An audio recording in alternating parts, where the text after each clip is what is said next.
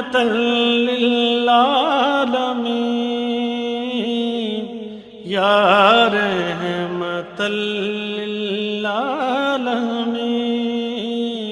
يا رحمة للعالمين.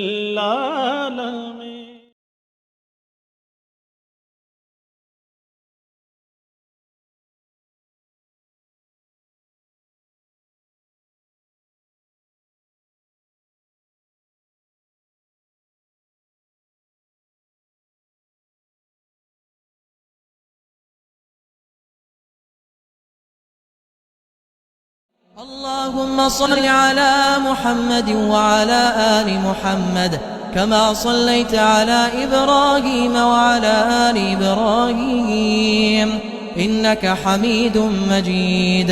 اللهم بارك على محمد وعلى آل محمد كما باركت على إبراهيم وعلى آل إبراهيم إنك حميد مجيد. اللهم صل على محمد وعلى آل محمد كما صليت على إبراهيم وعلى آل إبراهيم إنك حميد مجيد. اللهم بارك على محمد وعلى آل محمد كما باركت على إبراهيم وعلى آل إبراهيم إنك حميد مجيد. نحمده ونصلي على رسوله الكريم اما بعد اعوذ باللہ من الشیطان الرجیم بسم اللہ الرحمن الرحیم. میرے معزز سامعین، اللہ تعالیٰ سے اس دلی التجا کے ساتھ، درخواست کے ساتھ، اس کی دی گئی توفیق کے ساتھ کہ اللہ تعالیٰ ہمیں ان اپنے چند بندوں میں شامل کر لے جس پر اس نے مان کیا تھا کہ میرے بندوں پر تیرا زور نہیں چلے گا. میری التجا ہے اور خدا کی دی گئی توفیق سے کوشش ہے کہ میں اور جہاں تک میری آواز پہنچے ہم اللہ تعالیٰ کے اس مان کو پورا کریں اور اللہ تعالیٰ کی رضا کو حاصل کرنے کے لیے قرآن پاک کا مطالعہ کریں اور سیرت انسائکلوپیڈیا کا مطالعہ کریں. نبی کریم صلی اللہ علیہ وآلہ وسلم کی سیرت کو سمجھیں، ان کے اسوہ حسنہ پر عمل کریں، کیونکہ جس نے رسول کی اطاعت کی اس نے اللہ تعالیٰ کی اطاعت کی. تو آئیے ہم شروع کرتے ہیں. اولین مسلمانوں میں سے سیدنا ابو سلمہ بن عبد الاسد رضی اللہ عنہ. بسم اللہ الرحمن الرحیم. الحمدللہ نحمدہ ونستعینہ ونستغفرہ ونعوذ باللہ من شرور انفسنا ومن سیئات اعمالنا من یہدہ اللہ فلا مضل لہ ومن یضلل فلا ہادی لہ واشہد ان لا الہ الا اللہ وحدہ لا شریک لہ واشہد ان محمدا عبدہ ورسولہ. حضرت ابو سلمہ رضی اللہ عنہ کا سلسلہ نسب یہ ہے. ابو سلمہ عبداللہ بن عبد الاسد بن حلال بن عبداللہ بن عمر بن مخزوم بن یقظہ بن مرہ. ان کی والد کا تعلق بنو مخزوم سے تھا، جبکہ ان کی والدہ برہ سردار عبد المطلب کی بیٹی اور نبی کریم صلی اللہ علیہ وآلہ وسلم کی پھوپھی تھی. حضرت ابو سلمہ رضی اللہ تعالیٰ عنہ نبی کریم صلی اللہ علیہ وآلہ وسلم کے رضائی بھائی بھی تھے. ابو سلمہ رضی اللہ تعالیٰ عنہ کا نسب 7ویں پشت پر نبی کریم صلی اللہ علیہ وآلہ وسلم کے نسب سے مل جاتا ہے. ابن اسحاق رحمۃ اللہ کا بیان ہے کہ حضرت ابو عبیدہ بن حارث، ابو سلمہ ارقم بن ابی ارقم اور عثمان بن مظعون رضی اللہ تعالیٰ عنہ اللہ کے رسول صلی اللہ علیہ وآلہ وسلم کے پاس تشریف لائے. آپ صلی اللہ علیہ وآلہ وسلم نے انہیں اسلام کی دعوت دی اور ان کے سامنے قرآن کی تلاوت فرمائی تو ان چاروں نے اسلام قبول کر لیا اور گواہی دی کہ آپ ہدایت اور روشن دین پر ہیں. سیدنا ابو سلمہ بن عبد الاسد رضی اللہ تعالیٰ عنہ نے حبشہ کی طرف کی جانے والی دونوں ہجرتوں میں شرکت کی. بعد ازاں آپ نے مدینہ منورہ کی طرف ہجرت کی. سلسلہ مواخات میں رسول اللہ صلی اللہ علیہ وآلہ وسلم نے سعد بن خصمیہ اوسی رضی اللہ تعالیٰ عنہ کو آپ کا بھائی بنایا. سیدنا ابو سلمہ رضی اللہ عنہ بدر اور احد میں رسول اللہ صلی اللہ علیہ وآلہ وسلم کے ساتھ حاضر رہے. غزوہ احد میں ابو اسامہ چشمی نے آپ کا بازو زخمی کر دیا۔ ایک ماہ بعد زخم مندمل ہو گیا۔ محرم 4 ہجری 625 عیسوی میں رسول اللہ صلی اللہ علیہ وآلہ وسلم نے آپ کو 150 آدمیوں کے دستے کی قیادت سونپ کر بنو اسد کی طرف بھیجا۔ واپسی پر آپ کا وہ زخم دوبارہ پھوٹ پڑا جو غزوہ احد میں لگا تھا۔ کچھ دنوں بعد آپ اللہ کو پیارے ہو گئے۔ آپ کی نماز جنازہ رسول اللہ صلی اللہ علیہ وآلہ وسلم نے پڑھائی۔ اب ہم جانتے ہیں سیدنا عثمان بن مظعون رضی اللہ عنہ کے بارے میں۔ ان کا سلسلہ نسب یہ ہے: عثمان بن مظعون بن حبیب بن وہیب بن حذافہ بن جمحہ قرشی جمحی۔ آپ کی کنیت ابو سعید تھی۔ ابھی رسول اللہ صلی اللہ علیہ وآلہ وسلم نے دارالارقم کو اپنا مرکز نہیں بنایا تھا کہ یہ مسلمان ہو چکے تھے۔ عثمان بن مظعون رضی اللہ عنہ ان پاک طینیت افراد میں سے تھے جو زمانہ جاہلیت میں بھی شراب کے قریب نہیں پھٹکتے تھے۔ ان کا کہنا تھا کہ شراب آگ ہے، اس میں انسان کی عقل کوئلہ ہو جاتی ہے۔ میں نہیں چاہتا کہ میری حالت ایسی ہو کہ کوئی ادنا آدمی بھی مجھ پر ہنسے۔ جب شراب کی حرمت کے بارے میں سورہ مائدہ کی آیات نازل ہوئی تو ایک شخص ان کے پاس سے گزرا۔ اس نے انہیں بتایا کہ شراب کو حرام قرار دے دیا گیا ہے۔ پھر اس بارے میں انہیں سورہ مائدہ کی آیات سنائی تو یہ کہنے لگے، شراب کا ستیہ ناس ہو، میں تو اس کی خرابیوں سے پہلے ہی آگاہ ہوں۔ عثمان بن مظعون رضی اللہ عنہ گندمی رنگ درمیانے قد کے تھے۔ ان کی داڑھی بہت بڑی تھی۔ وہ انتہائی حیادار اور پرہیزگار تھے۔ کبھی کبھی تو ان کی پرہیزگاری جائز نفسانی خواہشات سے بھی کنارہ کش ہو جاتی تھی۔ ایک مرتبہ سیدنا عثمان بن مظعون رضی اللہ تعالیٰ عنہ نے عورتوں سے بالکل کنارہ کشی کا ارادہ کر لیا۔ رسول اللہ صلی اللہ علیہ وآلہ وسلم تک یہ بات پہنچی تو آپ نے فرمایا، کیا تمہارے لیے میری ذات میں اسوہ حسنہ نہیں؟ میری بیویاں بھی ہیں، میں گوشت بھی کھاتا ہوں، نفلی روزے بھی رکھتا ہوں اور چھوڑتا بھی ہوں۔ اگر عورتوں کے ساتھ تعلق کو محدود کرنا چاہتے ہو تو نفلی روزے رکھو۔ ایک مرتبہ عثمان بن مظعون رضی اللہ تعالیٰ عنہ کی بیوی امہات المومنین رضی اللہ عنہ کی خدمت میں پہنچی۔ انہوں نے دیکھا کہ یہ خاتون انتہائی خستہ حالت میں ہے۔ ازواج النبی نے فرمایا، تمہارا خامد تو قریش کے مالدار ترین لوگوں میں سے ہے، پھر تمہاری یہ حالت کیوں ہے؟ وہ بولی، میرے شوہر کو تو مجھ سے کوئی دلچسپی ہی نہیں، وہ رات کو قیام کرتا ہے اور دن کو روزہ رکھتا ہے۔ نبی صلی اللہ علیہ وآلہ وسلم تشریف لائے تو امہات المومنین نے یہ داستان آپ صلی اللہ علیہ وآلہ وسلم کے گوش گزار کر دی۔ رسول اللہ صلی اللہ علیہ وآلہ وسلم کی عثمان بن مظعون رضی اللہ تعالیٰ عنہ سے ملاقات ہوئی تو آپ نے فرمایا، کیا تمہارے لیے میری ذات اسوہ حسنہ نہیں ہے؟ سیدنا عثمان بن مظعون رضی اللہ تعالیٰ عنہ نے عرض کیا، میرے ماں باپ آپ پر قربان ہو، کیوں نہیں؟ آپ صلی اللہ علیہ وآلہ وسلم نے پوچھا، کیا تم دن کے وقت روزہ رکھتے اور رات کو قیام کرتے ہو؟ عثمان بن مظعون رضی اللہ تعالیٰ عنہ نے جواب دیا، جی ہاں، میں ایسا ہی کرتا ہوں۔ رسول اللہ صلی اللہ علیہ وآلہ وسلم نے فرمایا، ایسا نہ کرو، تمہاری آنکھوں کا تم پر حق ہے، تمہارے جسم کا تم پر حق ہے، تمہارے گھر والوں کا تم پر حق ہے۔ نماز بھی پڑھو اور آرام بھی کرو، نفلی روزے رکھو بھی اور چھوڑو بھی۔ اس کے بعد سیدنا عثمان بن مظعون رضی اللہ تعالیٰ عنہ کی اہلیہ پھر امہات المومنین رضی اللہ تعالیٰ عنہ کے پاس آئی تو ان کی حالت ہی بدلی ہوئی تھی۔ امہات المومنین نے پوچھا، یہ کیسی تبدیلی ہے؟ انہوں نے جواب دیا، اب مجھے بھی وہی احوال نصیب ہو گئے ہیں جو دوسری عورتوں کو میسر ہیں۔ عثمان بن مظعون رضی اللہ عنہ نے حبشہ کی طرف دونوں مرتبہ ہجرت کی۔ بعد ازاں آپ مدینہ منورہ ہجرت کر گئے۔ رسول اللہ صلی اللہ علیہ وآلہ وسلم نے سیدنا عثمان اور سیدنا ابو الحشیم بن تیحان رضی اللہ تعالی عنہ کے درمیان بھائی چارہ قائم کیا۔ آپ بدر میں شریک معرکہ رہے۔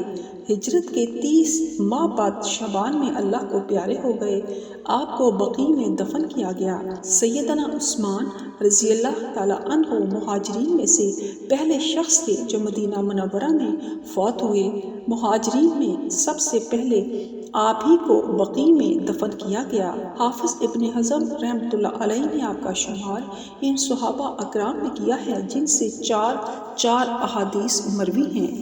اب ہم جانتے ہیں سیدنا قدامہ بن مظعون رضی اللہ عنہ۔ آپ سیدنا عثمان بن مظعون رضی اللہ تعالیٰ عنہ کے اللاتی بھائی تھے۔ ان کی والدہ غزیہ بنت حویرث بن انبس بن وہبان بن وہب تھیں۔ چاروں بھائی عثمان، صائب، عبداللہ اور قدامہ سابقون الاولون میں سے ہیں۔ چاروں نے ہجرت حبشہ پھر ہجرت مدینہ میں شرکت کی۔ یہ ام المومنین حفصہ اور عبداللہ بن عمر رضی اللہ عنہم کے ماموں بھی ہیں کیونکہ ان کی والدہ بنو جمحہ سے تھیں۔ بدر، احد اور جملہ معرکوں میں حاضر رہے۔ حضرت عمر رضی اللہ تعالیٰ عنہ کی بہن صفیہ بنت خطاب رضی اللہ تعالیٰ عنہ سیدنا قدامہ رضی اللہ تعالیٰ عنہ کے عقد میں تھیں۔ سیدنا عمر رضی اللہ تعالیٰ عنہ نے قدامہ رضی اللہ تعالیٰ عنہ کو بحرین کا گورنر مقرر کیا۔ بعد ازاں انہیں معزول کر کے عثمان بن ابو العاص رضی اللہ تعالیٰ عنہ کو ان کا جانشین بنایا۔ قدامہ رضی اللہ تعالیٰ عنہ نے 36 ہجری 656 میں 68 سال کی عمر میں وفات پائی۔ اب ہم جانتے ہیں سیدنا عبداللہ بن مظعون رضی اللہ تعالیٰ عنہ کے بارے میں۔ آپ سیدنا عثمان بن مظعون رضی اللہ عنہ کے اللاتی بھائی ہیں۔ ان کی والدہ سخیلہ بنت انبس بن وہبان بن وہب بن حذافہ بن جمحہ تھیں۔ سیدنا عبداللہ بن مظعون کی کنیت ابو محمد تھی۔ عبداللہ بن مظعون اور ان کے بھائی قدامہ بن مظعون رسول اللہ صلی اللہ علیہ وآلہ وسلم کی دار ارقم میں تشریف آوری سے پہلے ہی اسلام قبول کر چکے تھے۔ حضرت عبداللہ رضی اللہ تعالیٰ عنہ نے حبشہ کی طرف ہجرت ثانیہ میں حصہ لیا۔ سلسلہ مواخات میں نبی صلی اللہ علیہ وآلہ وسلم نے سیدنا عبداللہ بن مظعون اور سہل بن عبید اللہ بن معلہ انصاری رضی اللہ تعالیٰ عنہ کے مابین بھائی چارہ قائم کیا۔ سیدنا عبداللہ رضی اللہ تعالیٰ عنہ بدر، احد، خندق اور دیگر تمام معرکوں میں نبی اکرم صلی اللہ علیہ وآلہ وسلم کے ساتھ رہے۔ 30 ہجری 650 عیسوی میں سیدنا عثمان رضی اللہ تعالیٰ عنہ کے عہد خلافت میں 60 سال کی عمر پا کر فوت ہوئے۔ اب ہم جانتے ہیں سیدنا صائب بن مظعون رضی اللہ تعالیٰ عنہ کے بارے میں۔ آپ سیدنا عثمان بن مظعون رضی اللہ عنہ کے حقیقی بھائی تھے۔ آپ اولین مہاجرین میں شمار ہوتے ہیں۔ پہلے حبشہ پھر مدینہ کی طرف ہجرت کی۔ بدر میں بھی شامل ہوئے۔ ربیع الاخر 2 ہجری میں جب رسول اللہ صلی اللہ علیہ وآلہ وسلم غزوہ بوات کے لیے تشریف لے گئے تھے تو آپ نے مدینہ منورہ میں حضرت صائب بن مظعون رضی اللہ تعالیٰ عنہ ہی کو اپنا قائم مقام بنایا تھا۔ آپ کی تاریخ وفات معلوم نہیں ہو سکی۔ سیدنا صائب بن عثمان بن مظعون بن حبیب بن وہب بن حذافہ نے ابتدائی دنوں ہی میں اسلام قبول کر لیا تھا۔ جب مسلمان دوسری مرتبہ ہجرت حبشہ کے لیے روانہ ہوئے تو سیدنا صائب بن عثمان اپنے والد اور چچاؤں کے ساتھ ہجرت کر گئے۔ پھر انہوں نے مدینہ منورہ کی طرف بھی ہجرت کی۔ سلسلہ مواخات میں رسول اللہ صلی اللہ علیہ وآلہ وسلم نے شہید بدر حارثہ بن سراقہ انصاری رضی اللہ تعالیٰ عنہ کو آپ کا بھائی بنا دیا۔ آپ بدر، احد اور خندق سمیت تمام معرکوں میں حاضر ہوئے۔ 12 ہجری 633 میں جنگ یمامہ میں شہید ہو گئے۔ اب ہم جانتے ہیں سیدنا عامر بن ربیعہ غنزی ادوی رضی اللہ تعالیٰ کے بارے میں۔ عدنانی قبیلہ بنو اسد بن ربیعہ بن نزار سے تعلق رکھنے والے سیدنا عامر بن ربیعہ بن کعب بن مالک بن ربیعہ کہ سلسلہ نسب میں اختلاف پایا جاتا ہے۔ بہرحال ان کا نسب نزار بن معاد بن عدنان تک پہنچتا ہے۔ ادوی انہیں اس لیے کہا جاتا ہے کہ سیدنا عمر فاروق رضی اللہ تعالیٰ عنہ کے والد خطاب بن نفیل ادوی نے انہیں اپنا لیپالک بنا لیا تھا۔ یہ بھی شروع ہی میں اسلام قبول کرنے والے صحابہ اکرام رضی اللہ عنہم میں سے ہیں۔ آپ نے حبشہ اور مدینہ کی طرف ہجرت کی۔ آپ کی بیوی لیلہ بنت ابو حشمہ رضی اللہ تعالیٰ عنہ بھی آپ کے ہمراہ تھیں۔ عامر رضی اللہ تعالیٰ عنہ بدر، احد اور دیگر تمام معرکوں میں شامل رہے۔ ان کے بیٹے سیدنا عبداللہ بن عامر رضی اللہ عنہ سے روایت ہے کہ جس رات باغیوں نے سیدنا عثمان رضی اللہ تعالیٰ عنہ پر حملہ کیا تھا، اس شب یہ مسجد میں نماز پڑھ رہے تھے۔ اسی دوران میں انہیں نیند آ گئی۔ خواب میں دیکھا کہ کوئی شخص کہہ رہا ہے، اس فتنے سے اللہ تعالیٰ کی پناہ مانگو جس سے اس نے اپنے نیک بندوں کو بچایا ہے۔ وہ کھڑے ہوئے، پھر نماز پڑھی اور دعا مانگی۔ گھر گئے تو بیمار ہو گئے۔ اس کے بعد ان کا جنازہ ہی گھر سے نکلا۔ یہ بھی کہا جاتا ہے کہ ان کی وفات شہادت عثمان رضی اللہ تعالیٰ عنہ کے چند روز بعد ہوئی۔ سیدنا ابو صبرہ بن ابو رحم رضی اللہ عنہ، ان کے بارے میں اب آپ کے سامنے چند الفاظ پیش خدمت ہیں۔ ابو صبرہ بن ابو رحم بن عبد العزہ بن ابو قیس بن عبد ود بن نصر بن مالک بن حسل بن عامر بن لوئی رضی اللہ تعالیٰ عنہ، ان کی والدہ ماجدہ رسول اللہ صلی اللہ علیہ وآلہ وسلم کی پھوپھی برہ بنت عبد المطلب ہیں۔ ابو صبرہ رضی اللہ تعالیٰ عنہ نے حبشہ کی طرف دونوں مرتبہ ہجرت کی۔ دوسری مرتبہ آپ کی بیوی ام کلثوم بنت سہیل بن عمرو رضی اللہ تعالیٰ عنہ بھی آپ کے ساتھ تھیں۔ اس کے بعد آپ نے مدینہ منورہ کی طرف ہجرت کی۔ بدر و احد اور جملہ معرکوں میں آپ نبی کریم صلی اللہ علیہ وآلہ وسلم کے ساتھ رہے۔ ہجرت مدینہ کے وقت رسول اللہ صلی اللہ علیہ وآلہ وسلم نے ابو صبرہ اور سلمہ بن سلامہ بن وقش رضی اللہ تعالیٰ عنہ کے درمیان بھائی چارہ قائم کیا۔ آپ حضرت عثمان رضی اللہ تعالیٰ عنہ کے عہد خلافت میں اللہ کو پیارے ہو گئے۔ اب ہم جانتے ہیں سیدنا حاتب بن عمرو رضی اللہ عنہ کے بارے میں۔ آپ ایک جلیل القدر صحابی ہیں۔ آپ سیدنا سلید بن عمرو رضی اللہ تعالیٰ عنہ کے اولاتی بھائی ہیں۔ ان کی والدہ اسماء بنت حارث بن نوفل بنو اشجع سے تھیں۔ سیدنا حاتب رضی اللہ تعالیٰ عنہ رسول اللہ صلی اللہ علیہ وآلہ وسلم کے دار ارقم میں تشریف لانے سے پہلے اسلام قبول کر چکے تھے۔ آپ نے سرزمین حبش کی طرف کی جانے والی دونوں ہجرتوں کی سعادت حاصل کی۔ پھر آپ نے مدینہ کی طرف ہجرت کا شرف بھی حاصل کیا۔ غزوہ بدر اور احد میں شامل ہوئے۔ اب ہم جانتے ہیں سیدنا جعفر بن ابو طالب رضی اللہ تعالیٰ عنہ کے بارے میں۔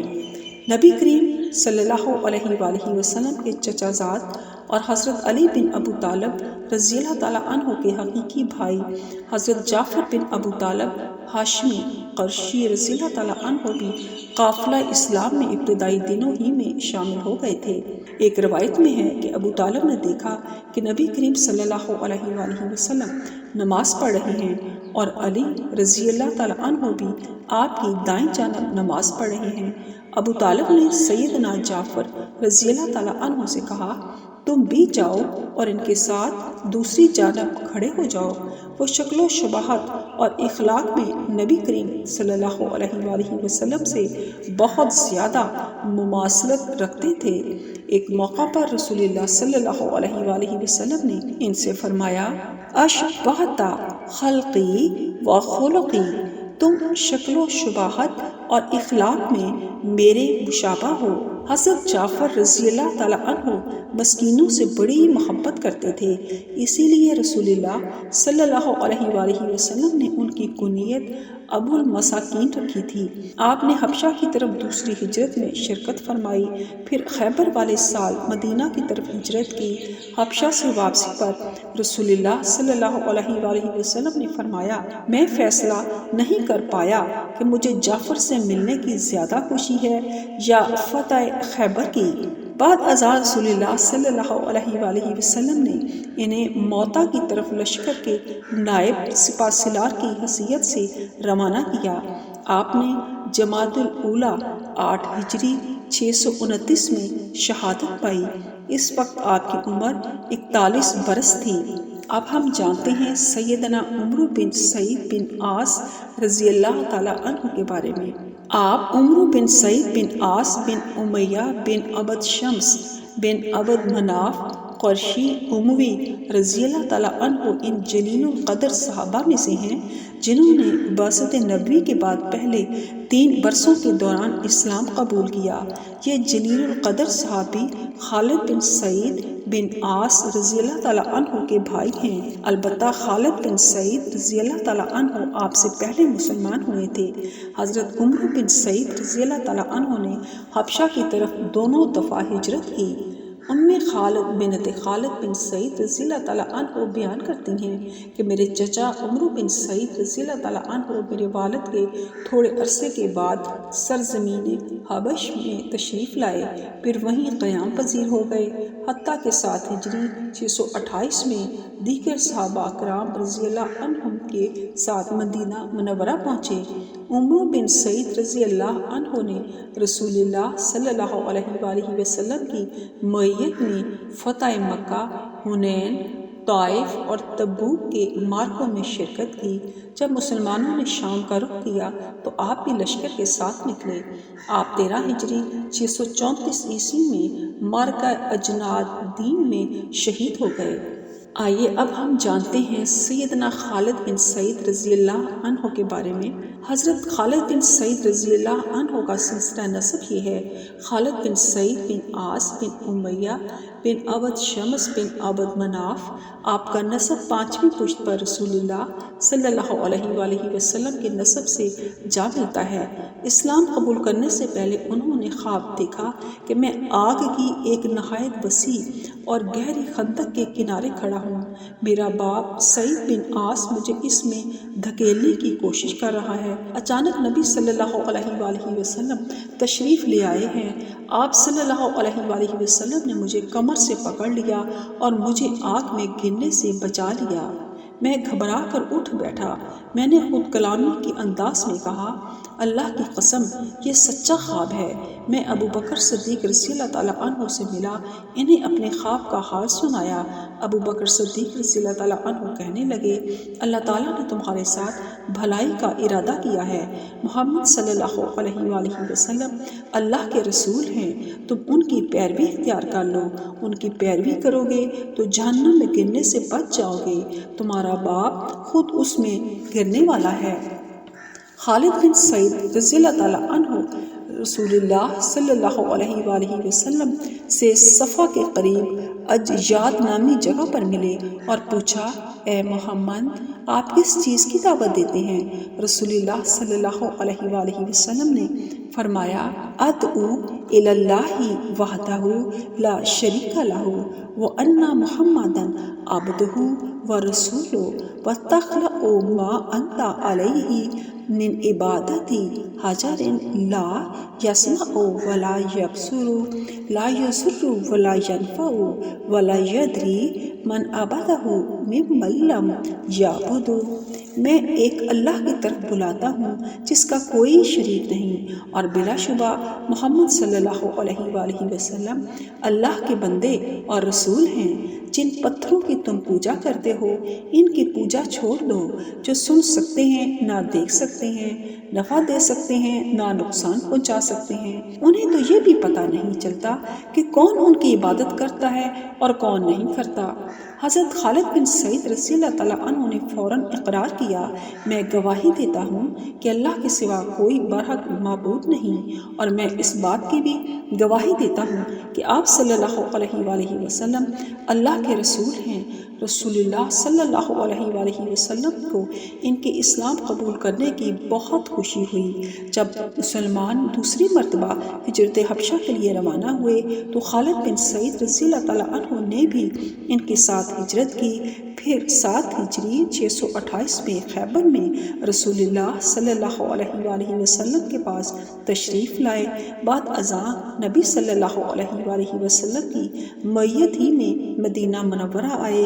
خالد بن سعید رضی اللہ تعالیٰ عنہ محرم 13 ہجری 634 میں خلافت ابو بکر رضی اللہ تعالیٰ عنہ میں رومیوں کے خلاف معرکہ مرج السفر میں شہید ہو گئے۔ حافظ ابن حزم رحمۃ اللہ علیہ نے آپ کا شمار ان صحابہ اکرام رضی اللہ تعالیٰ عنہ میں کیا ہے جن سے صرف 3 احادیث مروی ہیں۔ صدق اللہ العظیم۔